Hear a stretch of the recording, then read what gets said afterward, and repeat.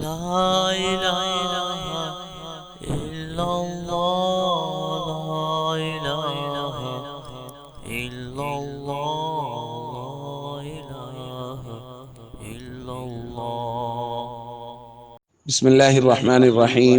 عن أبي هريرة رضي الله تعالى عنه أن النبي صلى الله عليه وسلم كان إذا عطس غطى وجهه بيده أو بثوبه وغض بها صوته. رواہ الترمذی۔ حضرت ابو ہریرہ رضی اللہ تعالیٰ عنہ فرماتے ہیں نبی کریم صلی اللہ علیہ وسلم کا معمول یہ تھا کہ آپ صلی اللہ علیہ وسلم کو جب چھینک آتی تو حضور علیہ الصلوۃ والسلام اپنے چہرے کو اپنے ہاتھ کے ساتھ یا اپنے کپڑے کے ساتھ ڈھانک لیتے تھے اور اپنی آواز کو پست کرتے تھے۔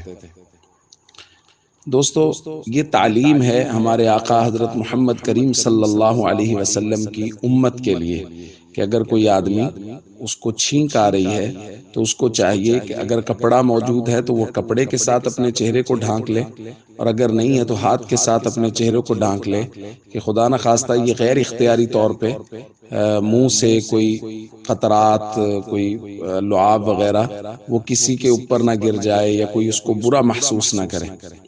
آج 1400 سال کے بعد لوگ جب ایک دوسرے کو یہ تعلیم دے رہے ہیں کہ کسی کو اگر اس طرح کا کوئی مسئلہ ہو، کوئی چھینک وغیرہ آئے تو اپنے چہرے کو ڈھانکیں کپڑے کے ساتھ یا ہاتھ کے ساتھ، نبی پاک صلی اللہ علیہ وسلم نے تو یہ ادب 1400 سال پہلے بیان کر دیا۔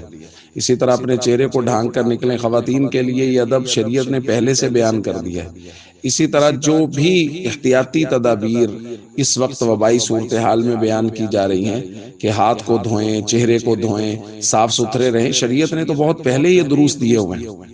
تو اس لیے ہم سب کو چاہیے حضور علیہ الصلوۃ والسلام کی زندگی پر عمل کریں، شریعت کے مطابق اپنی زندگی گزارنے کی کوشش کریں، اور یہ جو ادب حضور علیہ الصلوۃ والسلام نے سکھایا ہے کہ جب کبھی بھی چھینک آئے تو چہرے کو اپنے کپڑے کے ساتھ یا ہاتھ کے ساتھ ڈھانک کر رکھیں۔ السلام علیکم ورحمۃ اللہ وبرکاتہ۔